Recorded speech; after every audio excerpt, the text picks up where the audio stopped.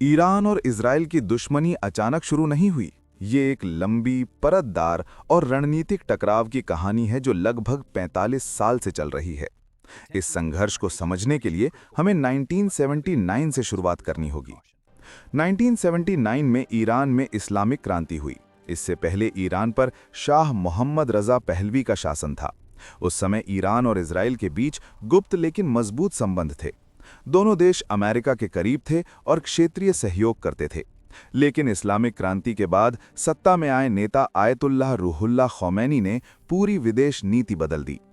नई सरकार ने इजराइल को एक अवैध राज्य कहा और फिलिस्तीन का खुलकर समर्थन शुरू कर दिया। यहीं से वैचारिक दुश्मनी शुरू हुई। ईरान ने खुद को फिलिस्तीनी मुद्दे का रक्षक घोषित किया, जबकि इजराइल ने इसे अपनी सुरक्षा के खिलाफ सीधा खतरा माना। 1980 और 1990 के दशक में दोनों देशों के बीच सीधा युद्ध नहीं हुआ, लेकिन अप्रत्यक्ष टकराव बढ़ता गया।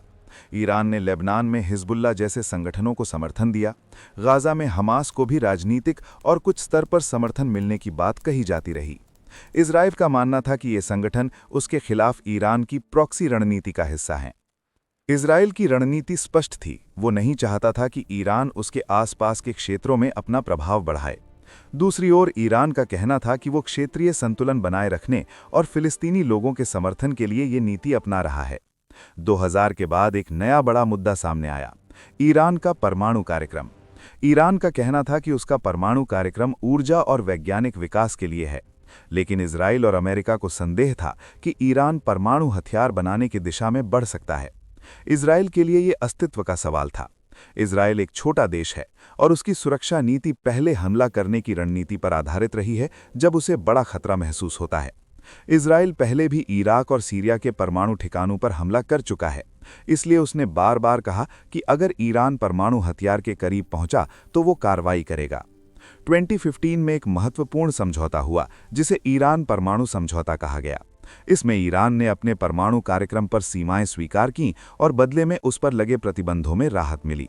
लेकिन 2018 में अमेरिका इस समझौते से बाहर हो गया। इसके बाद तनाव फिर बढ़ने लगा। ईरान ने धीरे धीरे अपने यूरेनियम संवर्धन स्तर बढ़ाए। इजराइल ने इसे खतरनाक बताया। इसी दौरान शैडो वॉर यानी छाया युद्ध शुरू हुआ। इसमें साइबर हमले, समुद्र में जहाज़ों पर हमले, सीरिया में ईरानी ठिकानों पर एयर स्ट्राइक जैसी घटनाएं शामिल थीं। ये खुला युद्ध नहीं था, लेकिन लगातार टकराव था। सीरिया इस संघर्ष का एक अहम मैदान बना। सीरिया के गृहयुद्ध के दौरान ईरान ने वहां अपनी सैन्य मौजूदगी बढ़ाई। इजराइल ने कई बार सीरिया में उन ठिकानों पर हमले किए जिन्हें वो ईरान से जुड़ा मानता था। इजराइल का तर्क था कि वो अपनी सीमाओं के पास ईरानी सैन्य ढांचा बनने नहीं देगा। इधर ईरान का कहना था कि वो सीरिया की वैध सरकार के निमंत्रण पर वहां मौजूद है और आतंकवाद के खिलाफ लड़ रहा है। 7 अक्टूबर 2023 एक बड़ा मोड़ था। हमास ने इजराइल पर बड़ा हमला किया। इजराइल ने गाजा में व्यापक सैन्य अभियान शुरू किया। इस हमले के बाद इजराइल ने ईरान पर आरोप लगाया कि वो हमास को समर्थन देता है। ईरान ने सीधे शामिल होने से इनकार किया, लेकिन राजनीतिक समर्थन जारी रखा। इसके बाद क्षेत्रीय तनाव और बढ़ गया। लेबनान की सीमा पर हिजबुल्लाह और इजराइल के बीच गोलीबारी हुई। इराक और सीरिया में अमेरिका समर्थित ठिकानों पर हमले हुए। पूरे मध्य पूर्व में तनाव का जाल फैल गया। अब सवाल उठता है कि क्या इजराइल ने सीधे ईरान पर हमला किया? इतिहास में कई बार इजराइल पर आरोप लगे कि उसने ईरान के परमाणु वैज्ञानिकों की हत्या करवाई या साइबर हमले किए।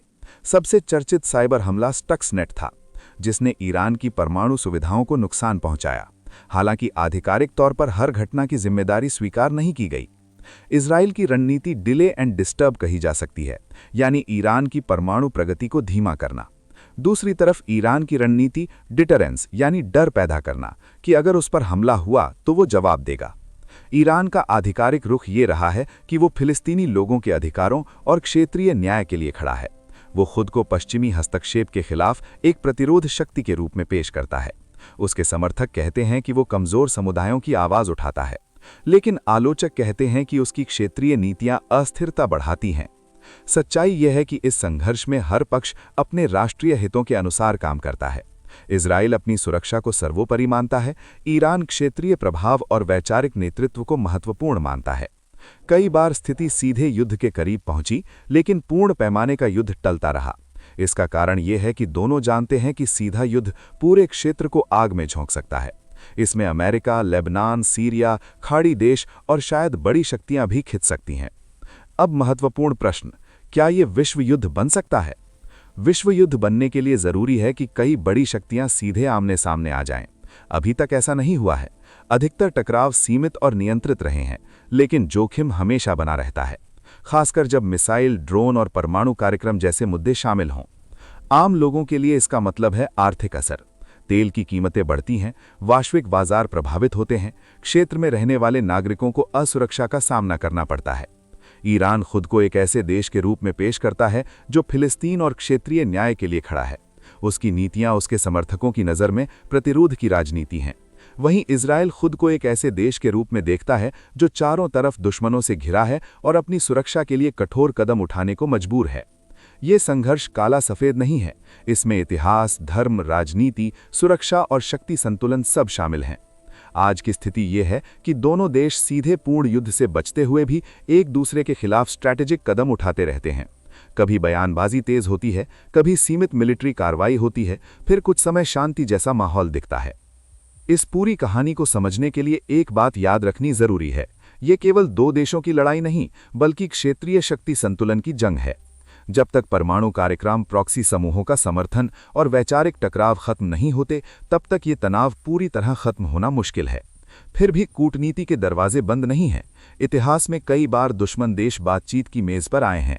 अगर सुरक्षा गारंटी, पारदर्शिता और क्षेत्रीय समझौते बनते हैं तो तनाव कम हो सकता है।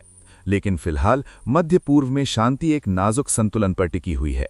ये संघर्ष हमें दिखाता है कि आधुनिक युद्ध हमेशा टैंकों और सैनिकों से नहीं लड़ा जाता।